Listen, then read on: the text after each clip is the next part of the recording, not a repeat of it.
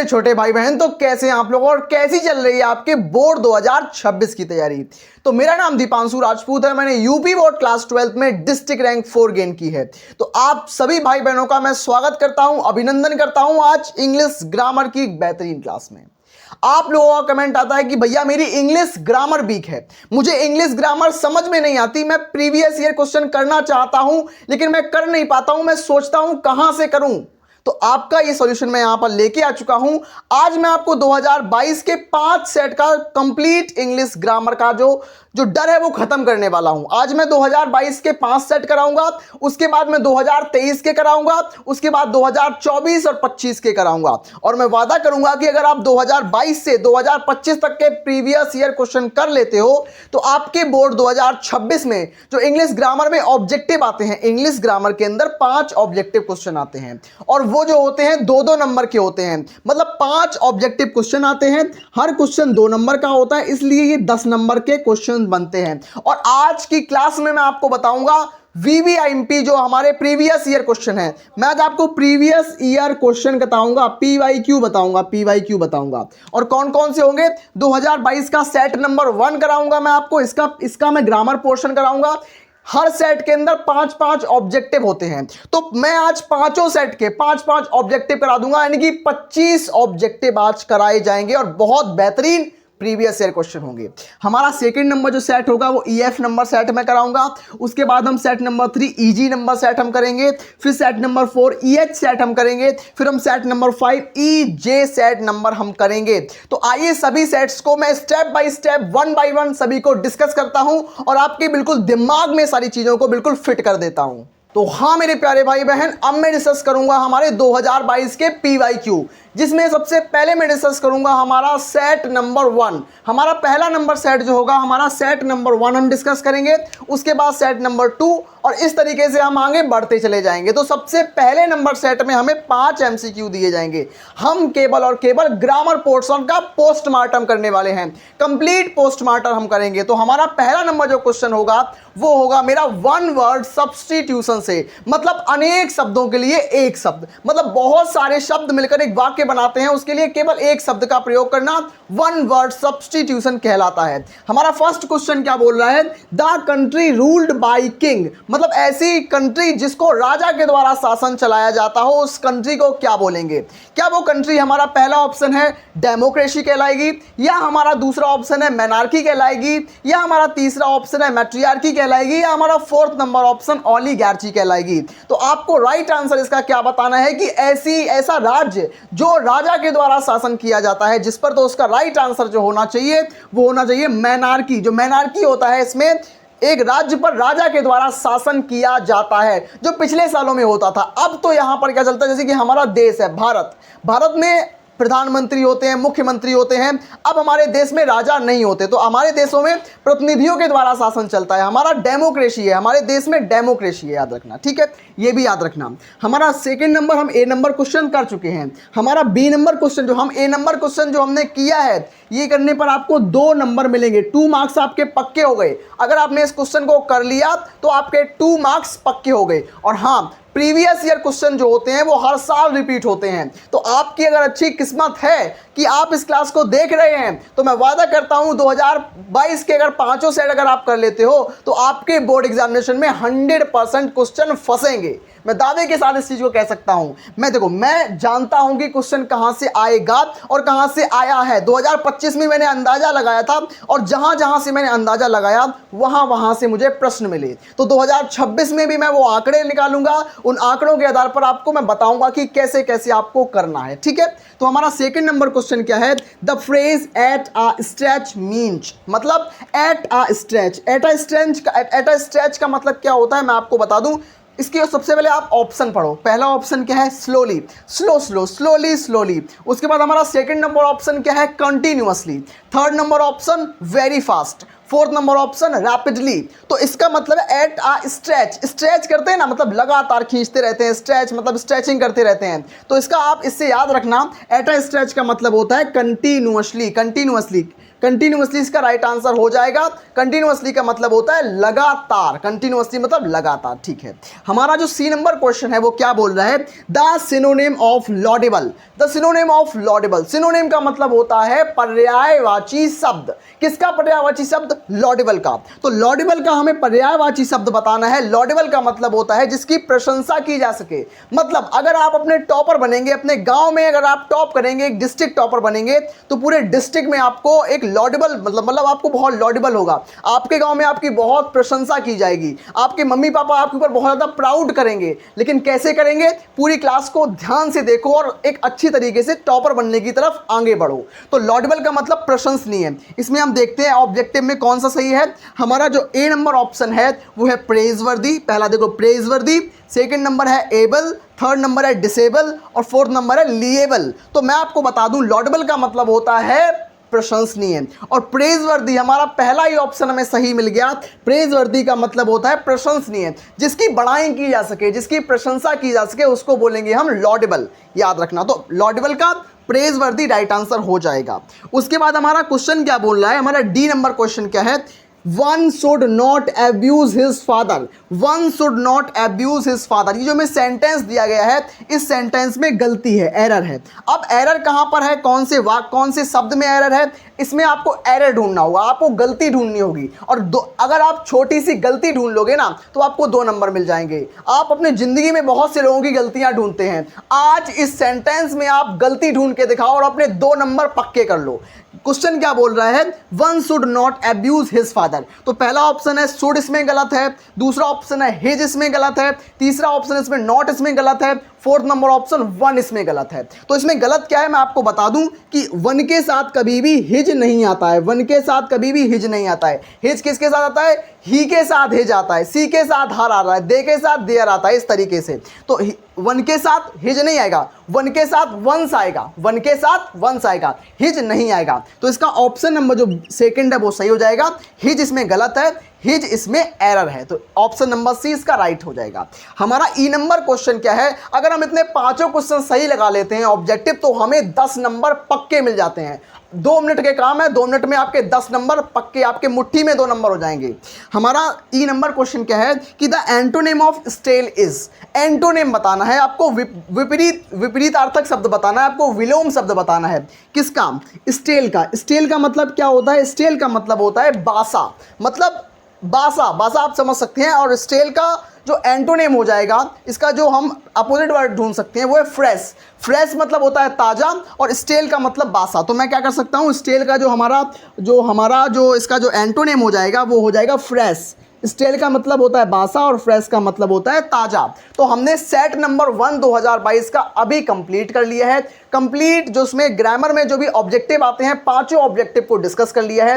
5 objective सही करने पर आपको 10 नंबर मिल जाते हैं। अब मैं बात करूंगा हमारा सेकंड नंबर जो हमारा सेट होगा 2022 का। मेरे प्यारे भाई बहन, तो अब मैं डिस्कस करूंगा हमारा सेट नंबर 2 2022 का। हमारा ये सेट नंबर 2 होने वाला है, हमारा दूसरे नंबर का सेट होने वाला है। इस सेट को भी हम लोग बिल्कुल पोस्टमार्टम करने वाले हैं, सारे क्वेश्चंस का निपटारा करने वाले हैं। तो आइए हम सबसे पहले नंबर क्वेश्चन से स्टार्ट करते हैं। हमारा फर्स्ट नंबर क्वेश्चन है वही वन वर्ड सब्स्टिट्यूशन। इसमें क्या है कि and you favour to place one's relative in post is called. इसका मतलब है कि आप अपने किसी सगे संबंधी को एक ल्यूक्रेटिव पोस्ट पर बिठाते हैं, उसको क्या बोलते हैं, उसको क्या बोलते हैं आपको बताना पड़ेगा। हमारे पास 4 ऑप्शन है। पहला ऑप्शन मेरे पास है कैस्टिज्म, दूसरा ऑप्शन है मेरे पास इंडिविजुअलिज्म, तीसरा ऑप्शन मेरे पास है सेकुलरिज्म और फोर्थ ऑप्शन मेरे पास है नेपोटिज्म है। तो आपको इन चारों ऑप्शन में से ढूंढ के बताना होगा इसका राइट आंसर क्या होगा। इसका राइट आंसर जो होगा मेरे पास वो होगा नेपोटिज्म। आपने नेपोटिज्म के बारे में बहुत सारी चीजें न्यूज़पेपर में पढ़ी होंगी, टीवी पर देखा होगा। नेपोटिज्म है तो नेपोटिज्म का मतलब होता है भाई भतीजावाद, मतलब किसी एक स्पेशल पोस्ट पर अपने किसी सगे संबंधी को बिठाना, उसको बोलते हैं हम नेपोटिज्म। ठीक है, याद रखना। हमारा जो बी नंबर ऑप्शन है वो है कि the phrase on the Ben means, मतलब ऑन द बेन का मतलब क्या होता है, इसका इसका मतलब क्या होता है ऑन द वेन। तो ऑन द वेन का मतलब क्या होता है कमी होना। मैं आपको लिख दूं यहां पर, ऑन द वेन का मतलब होता है कमी होना, कमी होना। ठीक है, तो इसका मतलब पहला ऑप्शन मेरे पास है इंक्रीज। इंक्रीज मतलब तो बढ़ना, वृद्धि होना, ये तो बिल्कुल नहीं होगा। इंक्रीज तो बिल्कुल नहीं होगा। सेकंड नंबर मेरे पास ऑप्शन है डिक्रीज होना, डिक्रीजिंग। तो डिक्रीजिंग इसका राइट आंसर हो जाएगा। ऑन द वेन का मतलब कमी होना और डिक्रीजिंग का मतलब भी होता है कमी होना। तो इसका ऑप्शन नंबर जो बी है वो राइट आंसर हो जाएगा। हमारा थर्ड नंबर क्वेश्चन क्या बोल रहा है कि the synonym of despise is. Despise का हमें सिनोनिम बताना है। तो डिस्पाइज का सिनोनिम क्या होता है हमें बताना है। डिस्पाइज का मतलब होता है घृणा करना, नफरत करना। डिस्पाइज का मतलब होता है घृणा करना, किसी चीज से नफरत करना। तो हमें सिनोनिम ढूंढना है, समानार्थी शब्द ढूंढना है। तो लव मतलब प्रेम करना, ये तो बिल्कुल नहीं होगा। हमारा second number option hate. Hate मतलब भी घृणा करना होता है, तो बिल्कुल यही हमारा राइट आंसर हो जाएगा। डिस्पाइज का जो हमारा राइट आंसर होगा वो होगा हेट। हेट मतलब घृणा करना और डिस्पाइज मतलब घृणा करना, तो दोनों आपस में सिनोनिम हो जाएंगे, याद रखना। ठीक है, मेरे पास हमारा डी नंबर क्वेश्चन क्या है। Rohit has gone before his father come. Rohit has gone before his father come, इस सेंटेंस में हमें एरर ढूंढना है और मैं आशा करता हूं मेरे सभी भाई बहन इसका एरर ढूंढ के मुझे कमेंट बॉक्स में बताएंगे। मैं आपको थोड़ा हिंट देना चाहूंगा, इस सेंटेंस में किस जगह एरर है, बस इस जगह एरर है, इस वर्ड में एरर है। आप मुझे इसको सही करके कमेंट बॉक्स में बताओगे कि कम की जगह यहां पर क्या होना चाहिए, मुझे आप बताना। ठीक है, मैं जानना चाहता हूं इस चीज के बारे में। हमारा ई नंबर क्वेश्चन क्या है। द सिनोनिम ऑफ सीवियर, हमें sorry the antonym of severe, the antonym of severe. तो सीवियर का हमें एंटोनिम बताना है। एंटोनिम मतलब विलोम शब्द क्या होगा। तो हमारे पास सीवियर का जो विलोम शब्द है, पहला ऑप्शन हमारे पास माइल्ड है, दूसरा ऑप्शन मेरे पास बोल्ड है, तीसरा ऑप्शन मेरे पास फर्टाइल है और फोर्थ ऑप्शन मेरे पास हाइड है। तो मेरे पास जो सीवियर है, सीवियर का जो मेरे पास जो हमारा एंटोनिम होगा वो माइल्ड हो जाएगा। सीवियर का मतलब होता है बहुत ज़्यादा तीक्ष्ण, तीव्र। तो हमारे पास माइल्ड जो है, माइल्ड का मतलब बहुत भोदरा, तो माइल्ड जो सीवियर का है एंटोनिम हो जाएगा। ठीक है, तो अभी मैंने आपको सेट नंबर 2 के बारे में डिस्कस किया। अब मैं डिस्कस करूंगा हमारा 2022 का सेट नंबर 3। तो हाँ मेरे प्यारे भाई बहन, अब मैं डिस्कस करूंगा हमारे तीसरे नंबर का सेट। 2022 का तीसरा नंबर सेट हमसे क्या बोल रहा है। अगर आपको विश्वास नहीं होता तो आप यहां पर आपकी स्क्रीन पर ये पूरा सेट आपको शो हो रहा होगा, आप इस पूरे सेट को देख सकते हैं। हमारा फर्स्ट नंबर क्वेश्चन हमसे क्या बोल रहा है कि one who takes the bright side of a thing is called. मतलब ऐसा व्यक्ति जो किसी भी चीज के सकारात्मक पहलू को देखता है, मतलब एक ब्राइट चीज को देखता है, उसको क्या बोलते हैं। हमारा पहला ऑप्शन होगा ब्राइटन, ब्राइटॉन, ऑप्टिमाइज्ड, पेसिमाइज्ड। तो इसका जो राइट आंसर होगा वो होगा ऑप्टिमाइज्ड। ऑप्टिमाइज्ड इसका राइट आंसर हो जाएगा। हमारा जो सेकंड नंबर जो हमारा क्वेश्चन है वो है the phrase run down means run down. Run down का मतलब क्या होता है आपको स्क्रीन पर दिखाई दे रहा होगा। इसका राइट आंसर जो होगा वो ऑप्शन नंबर सी होगा। रन डाउन का मतलब होता है डाउन में जाना, मतलब हमारी तबीयत खराब होना, हमारी पुअर हेल्थ होना। तो मतलब ये क्या है, to be in poor health, to be in poor health, इसका राइट आंसर हो जाएगा। हमारा क्वेश्चन नंबर सी है वो है द सिनोनिम ऑफ फ्रैंक। हमें फ्रैंक का सिनोनिम बताना है, तो इसका सिनोनिम जो होगा वो हो जाएगा कैंडिड। तो कैंडिड जो है वो सिनोनिम किसका है, फ्रैंक का। तो फ्रैंक का कैंडिड सिनोनिम हो जाएगा। अब मैं बात करूंगा क्वेश्चन नंबर डी की तरफ। तो क्वेश्चन नंबर डी हमसे क्या बोल रहा है, I prefer a pen than a pencil. तो इसमें आपको एरर ढूंढना है। तो आप कैसे ढूंढोगे, बिल्कुल सिंपल तरीके से। इसमें प्रेफर वर्ड आया, प्रेफर। तो मैंने बताया प्रेफर के साथ कभी भी देन का यूज नहीं होता, तो यहां पर देन का यूज नहीं होगा, यहां पर टू का यूज होगा हमेशा। तो देन इसमें गलत है, याद रखना। अब हम बात करेंगे हमारे क्वेश्चन नंबर ई की तरफ। ये क्वेश्चन क्या बोल रहा है, the antonym of knowledge. Knowledge का एंटोनिम क्या हो जाएगा, तो नॉलेज का एंटोनिम जो होगा वो होगा इग्नोरेंस। नॉलेज का मतलब होता है ज्ञान और इग्नोरेंस का मतलब होता है अज्ञान। तो इस तरीके से हमने कंप्लीट सेट नंबर 3 को डिस्कस किया।